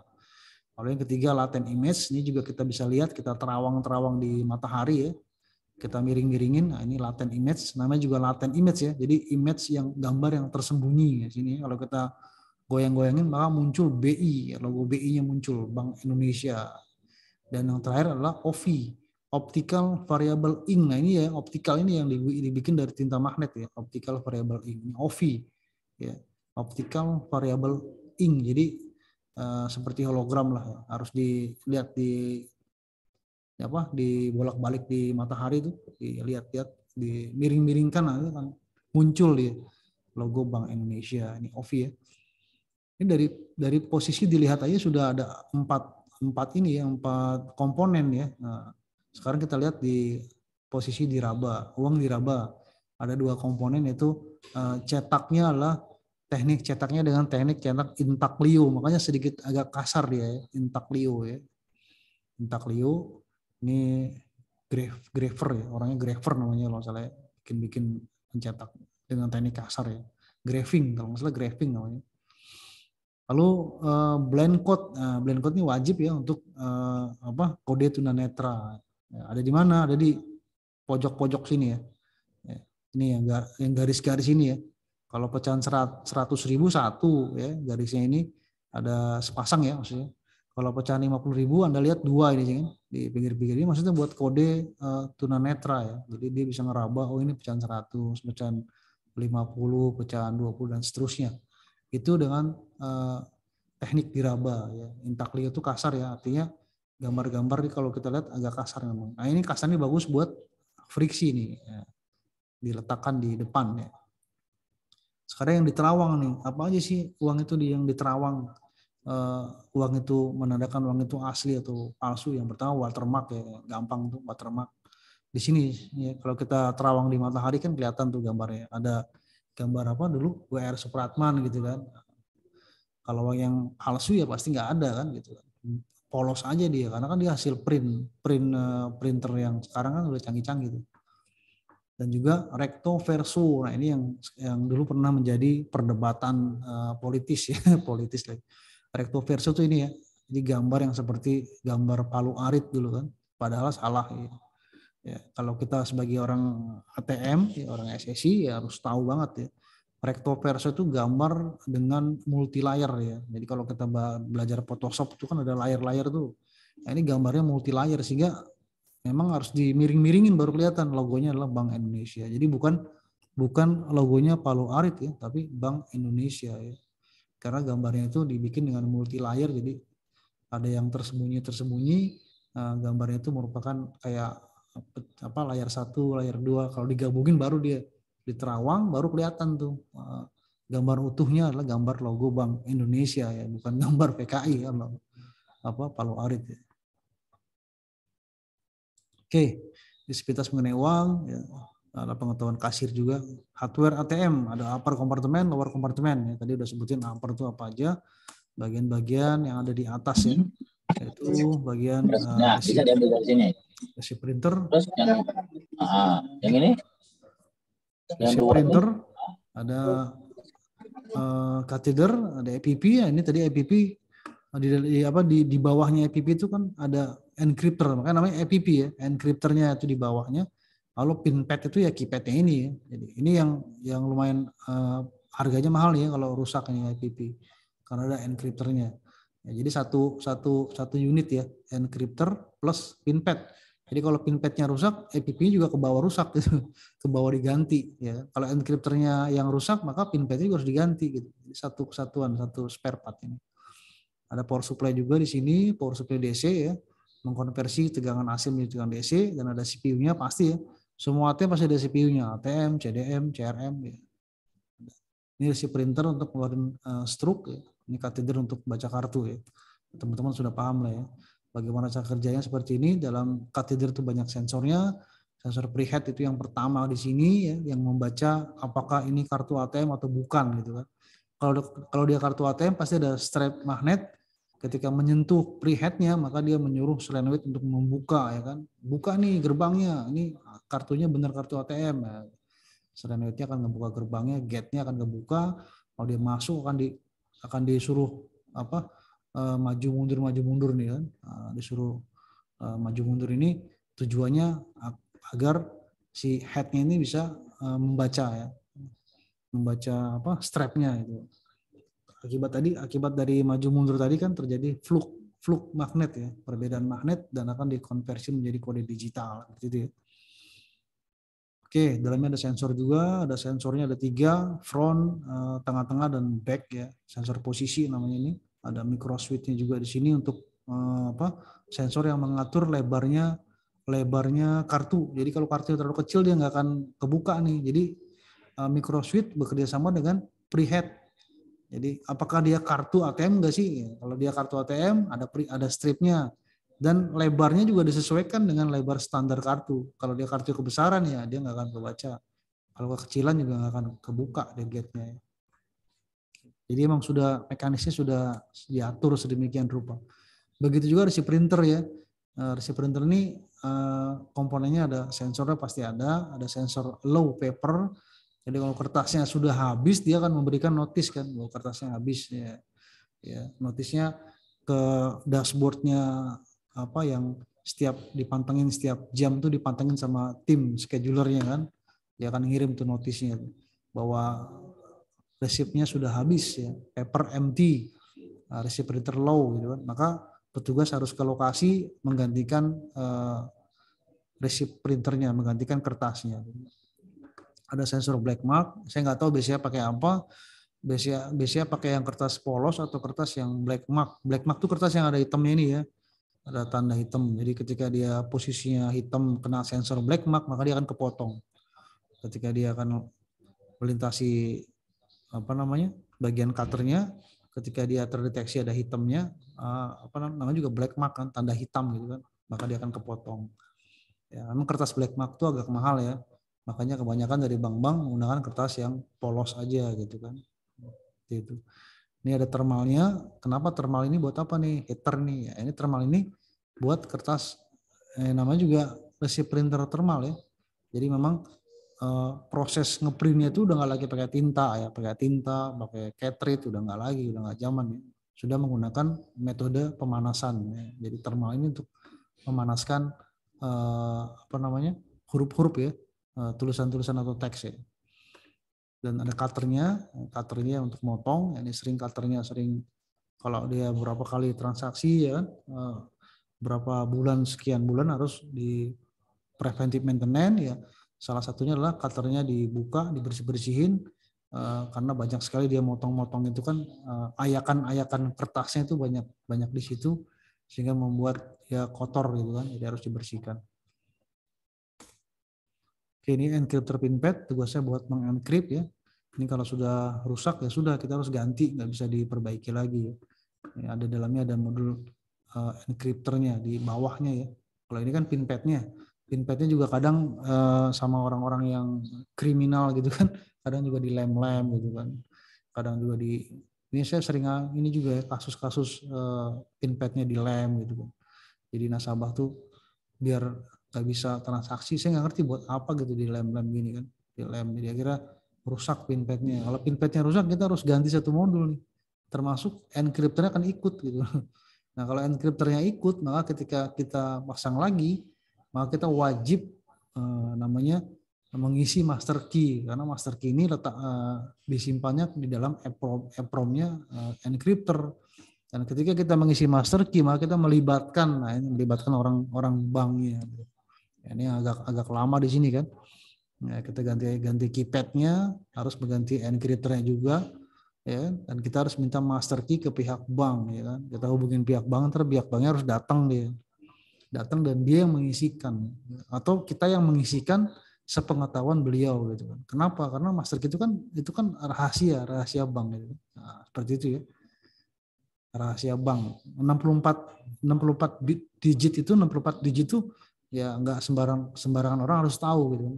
Memang itu rahasia dari banknya. Kecuali kalau kita sudah kenal, kita disuruh mengisikan gitu kan. Dia mendampingi aja atau dia sendiri yang mengisi. Repot lah kalau sudah ada masalah encryptor ini. Kita harus berhubungan dengan pihak bank sehingga ada waktu yang jadi mengulur-ngulur gitu kan, takutnya gitu. Ada waktu yang sedikit lama ya, harus menunggu orang banknya untuk datang gitu. Oke. Ini CPU fungsinya sama dengan CPU biasa ya. Ini teman-teman di mesin WinCore hati-hati yang 1500 ya kalau nggak salah. Ini CD-ROM, CD-RW-nya yang buat burning EJ ini posisinya kurang bagus ya. Dengan posisi Fascia, pintu Fascia ya. Kalau teman-teman ini ketika CD-ROM-nya keluar lagi proses backup data, harus dipastikan dia juga harus sudah close door juga kan gitu. Karena banyak juga yang ketika ngambilnya buru-buru ini masih posisi open ya. Sehingga ketika pintunya ditutup jedar ya kan, dia kira patah. Nah, ini susah nyari gantinya ya, karena setahu saya ini yang namanya CD-ROM gepeng ini dulu ini punya laptop ya kalau salah ya. Ya, bukan CD-ROM yang kayak model begini, tapi kayak laptop ya, tipis gitu ya, jarang harus belinya ke luar negerinya sana ya. Seperti itu. Akhirnya diganti dengan teman-teman banyak yang mengganti dengan eksternal CDRW ya, eksternal karena banyak rusak. Ini power supply gunanya untuk mengkonversi tegangan AC menjadi tegangan DC.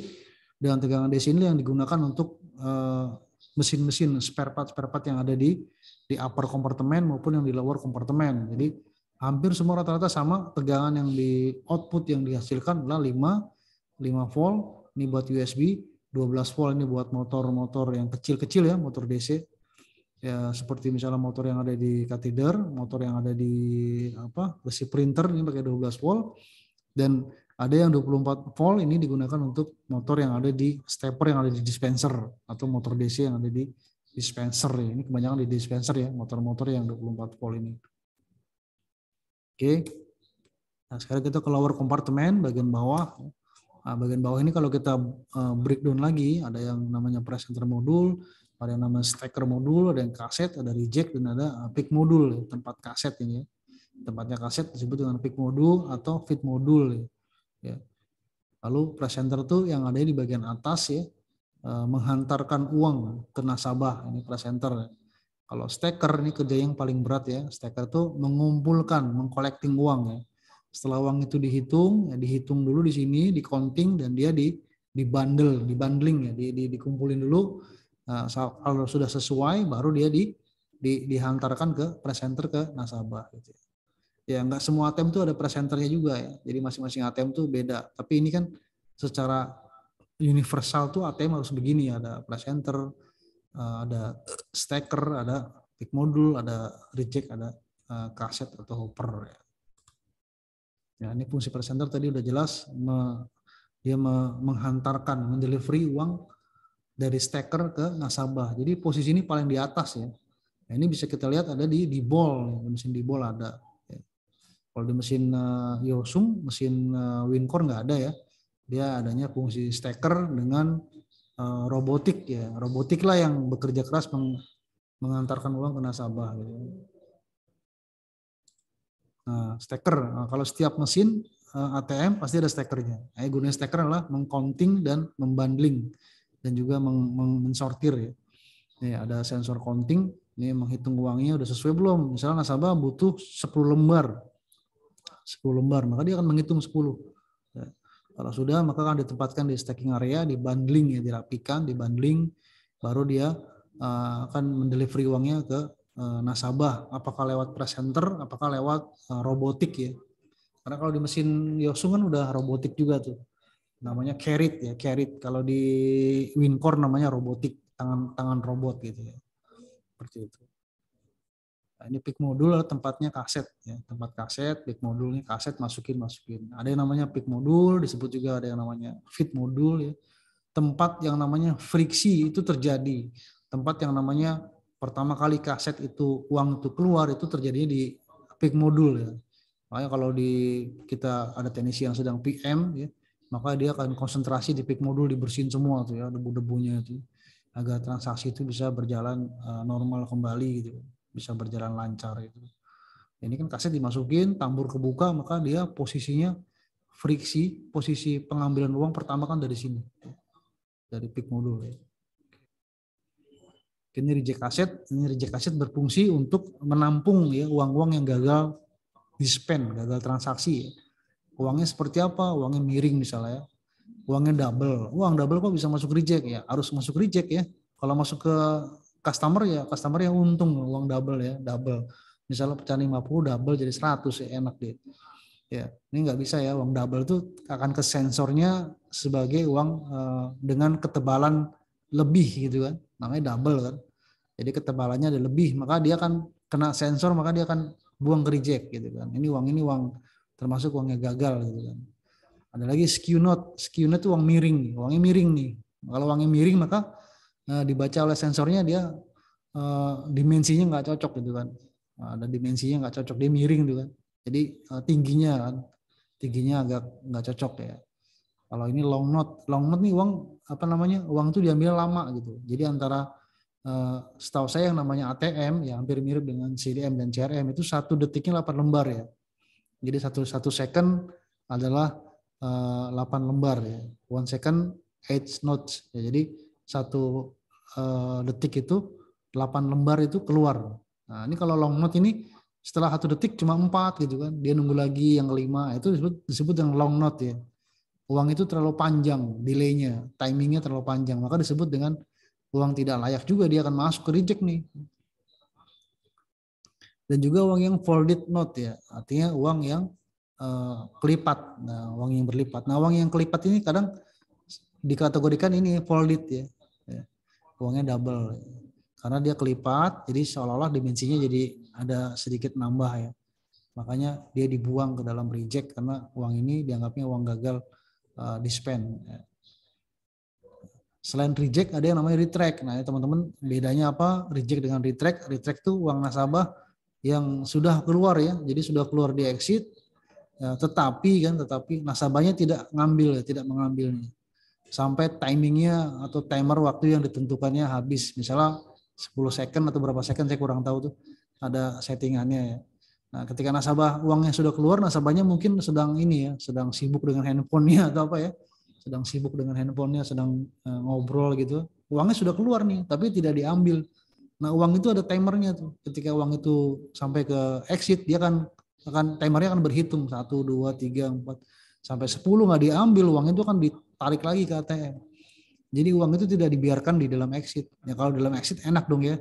Ketika nasabahnya lagi ngobrol, tiba-tiba dia nggak lupa dengan kondisi ATM-nya, dia pergi aja, uangnya di shutter nongol gitu kan, enak dong, orang tinggal ngeliat, tinggal ambil aja gitu. Ya itu nggak bisa begitu. Di exit itu ada timernya. Jadi kalau dia nasabah nggak ngambil, uang itu akan ditarik lagi ke dalam kaset yang namanya retract. Ya.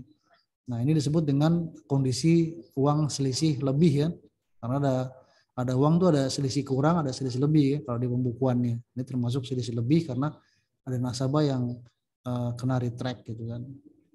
Dan retract ini letaknya di reject ya. Jadi hanya kompartemen khusus ya, retract itu nggak perlu space yang banyak, letaknya retract di kaset reject gitu loh. Jadi ada beberapa bagian di reject, ada kompartemen khusus itu buat retract. Jadi kalau ada uang di retract jangan dicampur dengan uang reject, harus kita hitung dulu retractnya. Kalau udah dihitung baru boleh dicampur. Dihitung dulu ya, retractnya ada 5 lembar, itu adalah uang nasabah nih ya. Tapi kalau uang yang reject, ini uang kita nih, masih uang ATM gitu loh, ya, uang ATM. Kalau reject itu uang nasabah. Nasabah sudah kedebet tapi uangnya tidak keluar itu ya. Nah, ini reject adalah uang ATM, uang mesin, tapi kalau retract adalah uang nasabah, ya. Nasabah nggak ambil. Spesifikasi kaset adalah untuk menyimpan uang. Bagaimana kaset yang tersebut dapat dibaca oleh ATM. Kaset dapat dibaca oleh ATM kalau NCA dengan magnet, ya ada magnetnya. Kalau ATM Diebol itu dengan kode button di belakangnya. Nah, kalau yang terbaru sekarang WinCore dengan Yosung menggunakan chip, ya ada chipnya. Jadi kaset itu harus terbaca ketika dimasukin ke dalam raknya, dalam dispenser, dalam PIC modul, maka dia harus kebaca sebagai misalnya kaset 1 kebaca, kaset 2 kebaca, kaset 3 kebaca. Ya. Jadi masing-masing kaset, masing-masing ATM itu ada pembacaan kasetnya masing-masing beda-beda. Ada yang pakai magnet, tadi NCR, ada yang pakai kode button seperti Diebol, ini kaset Diebol ya, di belakang ada kode buttonnya. Nah kalau yang Yosung dengan WinCore menggunakan chip ya, chip magnet. Ketika dimasukin maka chipnya akan menyentuh ya interface-nya, dia akan bunyi tuh tit ya kan, tit bunyi bipnya. Berapa maksimal lembar yang bisa ditampung? Sebenarnya maksimalnya 2.800 ya, sampai 2.500 bisa juga sebenarnya. Tapi karena kita nyari aman ya cukuplah kita 2.000 aja. Karena kan uang kita kan nggak semuanya grace ya. Jadi 2.000 aja ya. Rata-rata sih 2.000 ya kalau di SSI, kadang 1.500, kadang ada yang 1.000 gitu. Tapi 2.000 lah maksimum. Sebenarnya bisa 2.800. Nah, mungkin itu ukurannya ukuran uang dolar mungkin ya. Oke, mekanisme kaset dalam settingan denom yang berbeda-beda. Oh iya, ini ada yang namanya spacer ya, ada rail gate-nya di sini. Kalau dibuka itu kalau pecahan 50 sama 100 kan sedikit aja bedanya. Ya, itu gunanya apa? Agar uang di dalam kaset itu tidak apa namanya? Tidak ngacak ya. tidak agak rapi gitu ya, agak rapi karena jangan lupa ya kaset itu kan di bawahnya vertikal gitu kan. Dia akan dibawa digotong vertikal. Kalau misalnya mekanisme kaset settingannya tidak diatur ya, tidak dirapikan, maka kaset akan berantakan di dalam gitu. Ini pernah saya alamin kasusnya itu waktu masalah CRM di kampus UIN Hidayatullah itu pernah CRM-nya tidak berfungsi gitu kan. Nah ini kenapa nih? Nah, saya buka kasetnya, ternyata kasetnya pas dibuka itu kaset recyclingnya itu uangnya berantakan. Kenapa berantakan? Ternyata spacer patah di dalam gitu. Jadi kayaknya gara-gara uang berantakan maka mesin tidak bisa berfungsi gitu. Iya bisa terjadi, itu saya alamin sendiri gitu. Rata-rata bahan material kaset terbuat dari plastik, ya sekarang memang dari plastik ya. Kenapa tidak dari besi? Zaman dulu pernah terbuat dari besi. Zamannya kita menghandle ATM, dulu namanya ATM digital kan. Ada WB5, ada WB6. Tapi kenapa nggak terbuat dari besi? Ya kalau dari besi pertama berat gitu kan. Kasihan si restoknya, kasihan bawahnya. Ya. Dan juga kalau terbuat dari besi maka akan kalah-kalahan ya. Apakah kalahnya kasetnya, apakah akan kalah dengan dispensernya? Ya, karena dari besi kan, dispenser dari besi, kaset dari besi, maka akan terjadi siapa yang kalah gitu kan. Dalam arti siapa yang akan rusak duluan gitu. Maka terbuat dari plastik aja agar kasetnya ini yang ngalah ya. Kalaupun rusak, kaset aja yang rusak lah. Jangan dispensernya. Dispenser kan mahal tuh, satu dispenser kan. Nah, sehingga kita perlu yang namanya kalau terbuat dari plastik, mungkin dia ada sedikit risknya ya, risikonya akan dia pecah. Maka ya kewajiban kita harus kaset dikasih sarung ya kan, ada bagnya tuh di backing. Waktu di bawah juga harus dibawanya posisinya posisi tidur begini ya, horizontal. Jangan posisi tidur, jangan posisi vertikal. Cepat rusak kalau vertikal. Apalagi kan ada kaset di bol tuh kan di belakangnya ada kode button tuh. Nah, kalau di bawahnya vertikal dia ininya ke atas, maka ketika naik mobil tuh, ketika terjadi guncangan-guncangan kalau tidak dilindungi dengan back dengan back kaset, maka dia akan rusak ini kan. Tamburnya kan banyak yang rusak, pecah gitu. Oke ya, apakah penempatan sisi lembar uang itu berpengaruh pada kinerja ATM? Ya, tadi saya bilang kan ini jangan terlalu intinya uang ini di kasir ya. Jangan terlalu rapat, jangan terlalu renggang. Kalau dia terlalu rapat, maka uang itu akan bengkok, blending gitu kan, akan blending. Kalau uang itu terlalu longgar, maka uang itu akan zigzag gitu kan. Nah, ketika zigzag di bawah vertikal berantakan dia di dalam. Nah, seperti itu ya. Jadi memang harus diatur rapat-rapat juga, jangan terlalu rapat, dan kalaupun dikasih renggang juga jangan terlalu renggang. Nah, ini smartnya kasir aja, gimana kasir itu mengimplementasikan agar kasetnya itu aman gitu di bawah. Ya. Oke, ini cara kerja ATM WinCore ya. Kalau Anda lihat bagaimana ini adalah uangnya, ini adalah peak modul, ini adalah kasetnya, ini adalah reject, ini retract, ini adalah stackernya ya. Anda bisa lihat, keluar uang itu ditarik ya kan dari kaset 1 kaset 2, ditampung di stacker ya, dia menghitung dan dia membundling. Kalau memang dia oke, maka di clamping sama robotnya akan bergerak ke atas. Nah, ini sekarang WinCore kan banyak ATM ya di BNI maupun di BCA pakai WinCore juga ya. Nah, nasabahnya nggak mau narik, maka terjadi retract ya. Ya. Ini contoh ini yang nasabah nggak narik ya, maka uang akan dikembalikan lagi dan dibuang dalam kotak khusus namanya retract. Retract itu ada di reject ya. Jadi reject itu sama retract sama. Nah, ini hanya bedanya kompartemennya aja. Kalau kompartemennya retract ya begini. Kalau kompartemennya reject ya ini reject nih. Kita lihat nih. Single reject. Ada uang yang bad. Ini sudah di ini snipping. Ada ini masuk dia. Nah, ini uangnya ini ya, yang jelek ditaruh di belakang, yang bagus aja yang diambil nasabah ya. Nah, ketika dia balik lagi, maka single reject tadi akan dibuang ke reject, nggak dibuang ke sini ya, jangan salah ya. Nah, reject ini nih. Jadi beda, retract, reject, dibuang ke reject. Reject ini space-nya agak besar nih. Dibuang lah. Single reject hanya ada di mesin WinCore ya. Mesin-mesin yang lain nggak ada. Tujuannya apa single reject? Agar tidak terjadi full reject. Agar tidak terjadi reject yang banyak, maka adanya single reject.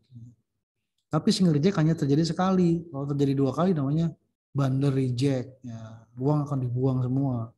Nah, bundle reject ini istilah yang sering ada di NCR, ya kan, ada di mesin-mesin yang lain ya. Yosung juga mungkin bundle reject.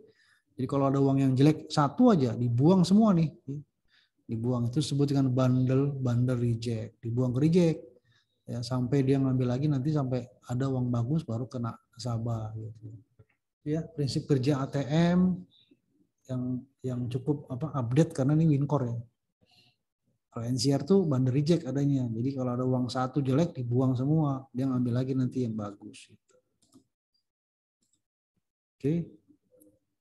Terus sekarang kita ke mesin CRM atau CDM ya. Mesin CDM atau CRM ya.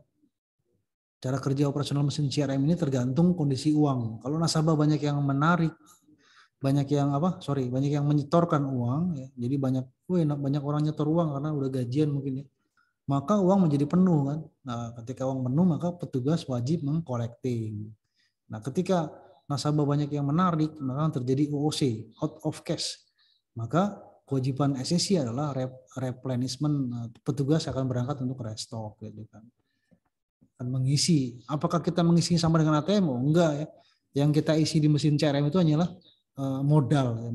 Jadi kita kasih modal hanya berapa, mungkin 500 lembar atau mungkin berapa lembar ya, modalnya saja. Kita nggak ngasih penuh-penuh. Tujuannya agar ketika nasabah ada yang ke mesin CRM mau narik, ada duitnya gitu. Jadi kita nggak ngasih kaset yang penuh, yang nggak bisa, karena ini kan mesinnya siklus ya, cycling. Ada yang narik, ada yang nyetor, ada yang narik. Kalau kita ini kasih uang penuh ya, nanti ketika ada yang nyetor penuh dia kasetnya, nggak bisa disetor, nggak bisa disimpan karena kasetnya udah penuh dengan uang gitu kan. Maka yang kita restock adalah modalnya saja, tergantung sentranya mau kasih berapa gitu. CRM. Nah, sensor yang ada di CRM ini begini, ada sensor posisi ya. Nah, salah satunya adalah sensor yang disebut dengan CIS ya, Contact Image Sensor. Jadi sensor yang benar-benar mendeteksi image-nya, gambarnya si uang itu. Nah, referensinya adalah 4 kondisi. Ini kondisi pertama, kondisi kedua dibalik, kondisi ketiga sisi uang yang belakangnya, dan ini kondisi belakang yang dibalik. Jadi 4 kondisi ini yang harus direferensikan ke sensor CIS namanya, Contact Image Sensor. Jadi uang palsu itu ya susah untuk masuk ke mesin CRM itu ya. Sudah diprotek begini. Nih, sensornya seperti ini. Jadi kalau dia ada uang masuk itu dalam hitungan second ya, berapa second tuh dia langsung melihat image-nya. Nah, kalau lihat Bung Karno-nya ada ada gambar matanya dikasih kacamata nih, kadang pakai pulpen. Coba aja dipraktekin deh. Gambar Anda punya uang 100.000 dikasih kumis gitu Bung Karno-nya. Coba di CRM-nya bisa diterima atau enggak? Kalau misalnya dia bisa diterima, oh berarti mesin jelek tuh. Berarti mesin jelek ya. Tapi kalau ditolak berarti sensornya bagus, bekerja ya. Sensor image-nya itu bekerja. Gitu. Atau gambarnya Pak Karno dikasih kacamata hitam misalnya, digambar gitu. Masukin ke CRM. Kalau dia ditolak berarti mesin itu bagus ya. Berarti kontak image sensornya bekerja. Tapi kalau dia terima, loh kok diterima nih, oh, berarti nggak bener nih ATM. Bilang sama vendornya ATM-nya nggak bener nih, harus di-adjust lagi. Ya, seperti itu ya. Begitu kompleksnya sensor yang ada di CRM yang disebut dengan bill validator. Ada sensor apa aja? Ultraviolet, infrared, ada sensor benang treat, sensor CIS tadi, contact image sensor, ada thickness sensor juga. Lengkap. Ini mesin ATM mesin store zaman dulu besar ya, zaman saya dulu masih ngalamin yang besar. Ya, store dia nasabah store penuh ya kan, maka tugas kita collecting. Kalau ada yang banyak narik, maka uang akan habis, maka kita tugasnya replenish ya. Jadi mesin CRM gitu ya. Nah, sekarang mesinnya udah ramping begini, jadi deposit, ada yang mau ini. Mesinnya udah ramping. Zaman saya dulu besar-besar, kalau nggak besar panjang gitu. Ini penampakan mesinnya ya, mesin CRM Oki, ini Argenta ya, PT Argenta yang vendornya, kalau Yosung, PT Datindo ini ya vendornya. Hampir semuanya mirip kok ya. Nah, jadi apa aja faktornya? Ada kaset, ya, pasti kasetnya ada yang kaset recycling, ada kaset yang acceptance, jadi kaset yang hanya menerima uang. hanya menerima store, namanya accept ya, menerima, acceptance. Ada yang recycling. Kalau recycling berarti dia bisa menerima, bisa juga dia menarik ya keluar. Ada reject-nya, ada retract-nya ya. Sama. Dan yang penting di komponen CRM itu ada yang namanya escrow ya. Escrow itu apa? Itu tempat penampungan sementara gitu kan. Sampai nasabah itu memvalidasi transaksinya gitu. Jadi kalau misalnya ada nasabah nyetor nih kan, nyetor dihitung sama bill validatornya lewat ya, masuk dia ke escrow, maka keluarlah displaynya. Apakah Anda ingin menyetor 5 lembar gitu kan? Biasanya gitu kan? Apakah Anda ingin menyetor 100.000 3 lembar, 50.000 4 lembar gitu kan? Kalau kita lihat oh iya bener nih 4, oh iya bener 3 nih. Oh iya oke deh. Nah, kalau kita udah oke, maka uang yang ada di escrow ini akan disimpan ke dalam, di store ke dalam kaset. Sesuai dengan denomnya. 50 ke sini misalnya 100.000 ke sini gitu. Jadi escrow itu fungsinya vital ya.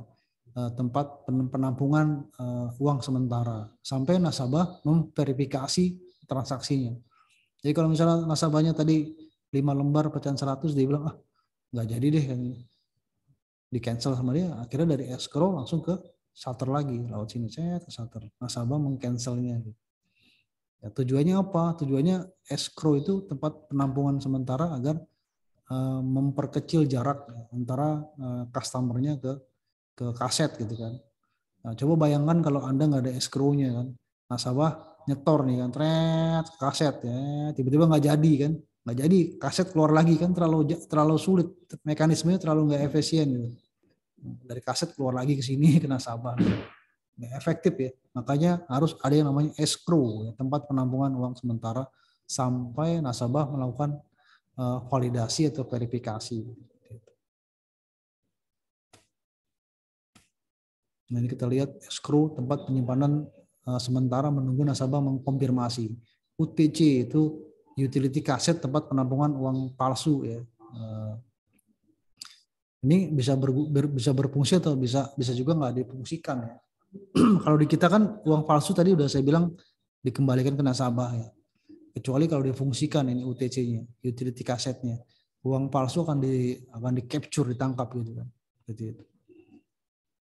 Ini kaset, ini recycling tuh RC semuanya disetting recycle. Ini customize ya. Ini sesuai dengan ini apakah dia mau kasetnya accept 10 aja, deposit aja, atau dia sebagai recycling. Tapi rata-rata sih sebagai recycling semua ya. Jadi bisa narik, bisa store semuanya, empat-empatnya. Nah, oh ini ada yang ini deposit ya, DPC. Ya, kaset deposit aja nih, acceptance. Nah, ini kaset reject, ini retract ya.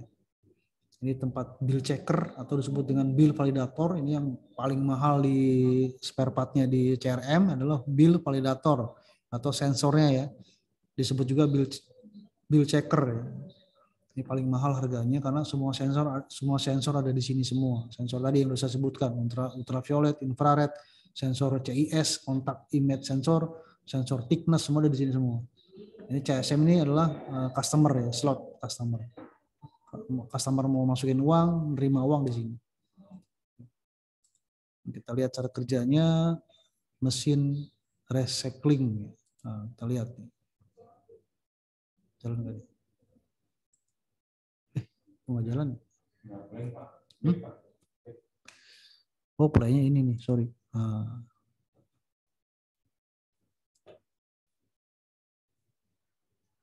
Nah, kita lihat ketika terjadi cek, nah, ini uang masuk ya. Ini ada beberapa uang masuk, cet, ya kan. Nah, dia akan di bill validatornya mana nih? Nyalain nih bill validatornya ya. Nah, dia kan di escrow, nah, disimpan sementara ke escrow. Begitu juga nasabah masukin lagi misalnya nih, pecahan yang berbeda. Ini merah apa ya? Bad medium nih, uang yang istilahnya uang jelek ya, kena sensor dia akan dibalikin ke nasabah. Oh ya uang lu jelek nih, ya nggak ada terima sama ini sama escrow-nya, nah, dibalikin nih. Termasuk uang palsu harusnya dibalikin lagi. Dianggapnya utle ya, uang tidak layak. Ya. Kalau dia sudah menunggu nasabah nih, nasabahnya oke, store nyimpen, dia akan simpan. Ya kan? Berarti 2 lembar aja yang bisa kesimpan, yang ini ditolak. Nah, masuk ke Sini dia, cemplung ya kan, sesuai dengan denomnya. Nah, mungkin kebetulan ini satu denom ya, 100.000 semua masuk ke sini dia. Nah, seperti itu ya. Nah, kita lihat lagi cash escrow. Kita lihat, ini banyak uang masuk nasabah, tetap selembar-selembar ya di field. Ini hitungannya detik sih sebenarnya. Ini adalah sensornya, bill validator. Ini kuning apa nih? Counterfeit, uang palsu ya, counterfeit uang palsu. Ada uang, ini uang yang bukan medium, mungkin kertas atau apalah ya, monopoli dianggapnya, atau uang yang nggak benar, bad medium dibuang. Ini ada counterfeit, ada uang palsu nih, dengan kriteria yang sudah ditentukan ya, tidak ada ultraviolet, tidak gambar yang nggak jelas apa. Ini akan dimasukin ke dalam, coba lihat kita kasih cek mana ini uang yang benar ya, dia akan masuk ke sesuai dengan denomnya. Masuk ini mungkin pecahan 50.000 masuk ke sini. Nah, kita lihat uang masuk ke L2 box nih. Ya, masuk ke dalam utility kaset. Ya, kaset dianggapnya counterfeit, uang palsu ya, masuk sini. Kalau difungsikan ya. Ini apalagi nih, kita lihat sterno ya.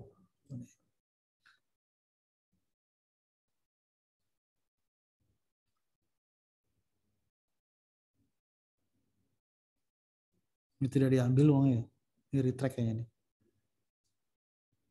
Nah, ini uang sudah keluar tapi nasabah tidak mengambil. Nah, ini akan dibalikin lagi sama ini, dibuang ke, harusnya dibuangnya ke retract ke sini ya. Retract, ini retract nih. Nah, dibuang ke retract. Kalau nasabah narik ya kan, tiba-tiba tidak diambil dia, mungkin dia lagi sibuk main handphone apa, lagi diskusi dengan temannya, tidak fokus, maka uangnya akan ditarik lagi dengan timer yang berjalan gitu kan. Jadi ada timingnya tuh. Ya, jadi teman-teman tahu cara kerjanya ya, antara tadi ATM dengan CRM sekilas ya. Oke, kayaknya udah selesai nih Pak Ajis ya, bagian pertama nih, apa namanya, pengenalan ATM. Iya. Ada pertanyaan teman-teman, silakan. Gimana teman-teman? Ada yang ingin ditanyakan? Silakan. Ya, silakan dengan Mas siapa itu? Perkenalkan, nama saya Bayu Adrianto. Ya, silakan Mas. Bapak, saya ingin menanyakan yang ingin saya tanya, yaitu apakah uang reject, kalau uang reject itu kan uang dari ATM Pak, terus kalau uang retract kan uang customer yang terlambat diambil atau ada waiting waktunya, waiting time-nya yang cukup lama untuk diambil. Jadi kalau misalnya uang retract itu apakah masuk ke saldo nasabah lagi atau saldonya keluar, Pak? Saldonya berkurang. JP udah paham. Oh iya, oke. Uang retract itu emang uang nasabah ya. Uang nasabah, jadi nasabah tidak mengambil ya, tidak mengambilnya dalam waktu yang sudah ditentukan oleh ATM, masing-masing ATM, ada yang 10 second, ada yang 5 second gitu. Maka uang itu kan dianggapnya kan sudah terrekod dengan EJ. Jadi electronic journal itu kan setiap uang yang sudah melewati staker itu kan dicatat oleh EJ, electronic journal. Jadi historinya itu setiap pencatatan ATM uang keluar ke nasabah itu akan dicatat oleh EJ, electronic journal. Sudah tercatat, kalau sudah tercatat uang itu sudah dianggapnya keluar ke nasabah dan nasabah tidak mengambilnya, maka nasabah tetap kedebet itu.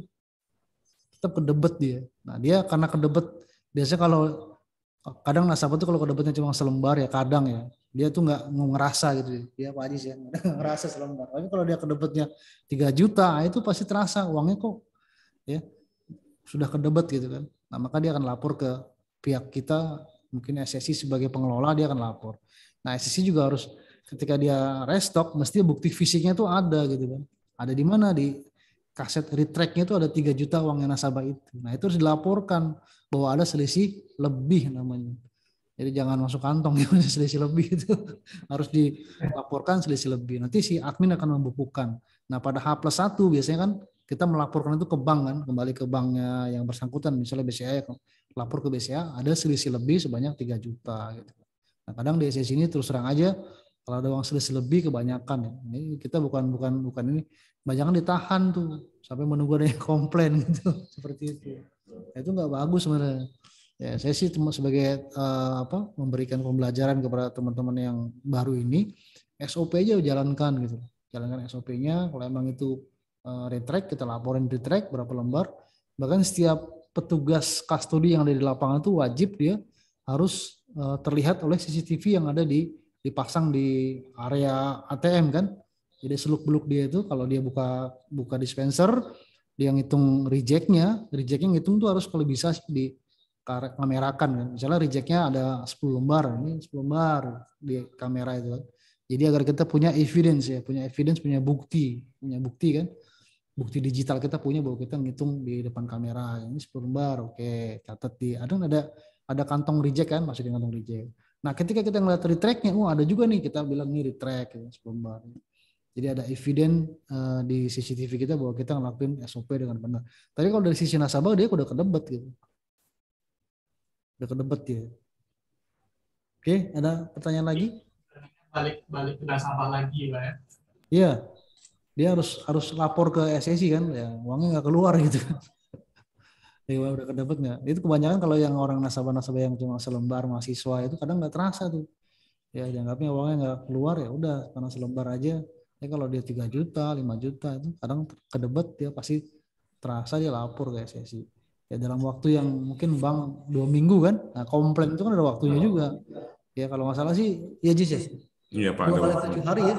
Iya. Harus lapor, kalau nggak lapor ya walau alam gitu kan. Ketentuan dari Bank Indonesia kan gitu ya. Kalau nggak salah sih ya, 2 minggu, 7 kali 2 kali 7 hari kerja ya kalau harus lapor. Ya, oke. Mungkin ada yang ditanyakan lagi teman-teman. Berarti ini akan masuk ke sesi selanjutnya ya Pak JP ya? Iya nanti. Ini ada kasih tahu ada ujian juga, ada tesnya ya teman-teman. Maksudnya ada tes dulu. Maksudnya nanti ada post tesnya. Prosesnya ya. Oke. Oke teman-teman. Ada yang ditanyakan lagi silakan. Kalau sekali lagi saya ingatkan itu di menu chat itu saya lihat tadi baru ada sedikit banget yang absen ya. Ya tolong di absen dulu ya teman-teman ya. Sambil Pak JP mempersiapkan materi selanjutnya. Jadi tolong untuk di absen dulu ya. Kita materi yang ringan SSI dulu ya. Profil ya. Aziz mau bawain nggak? Boleh Pak. Sebentar ya, saya sortir, saya cari dulu.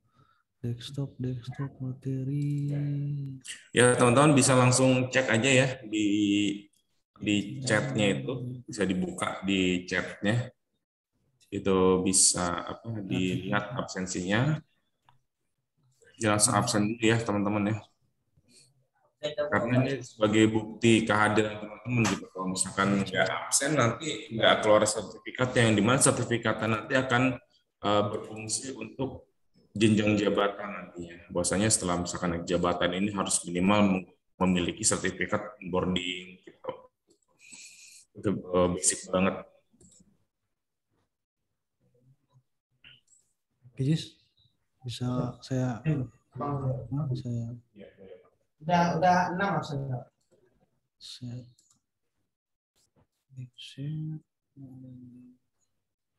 kompro Jis.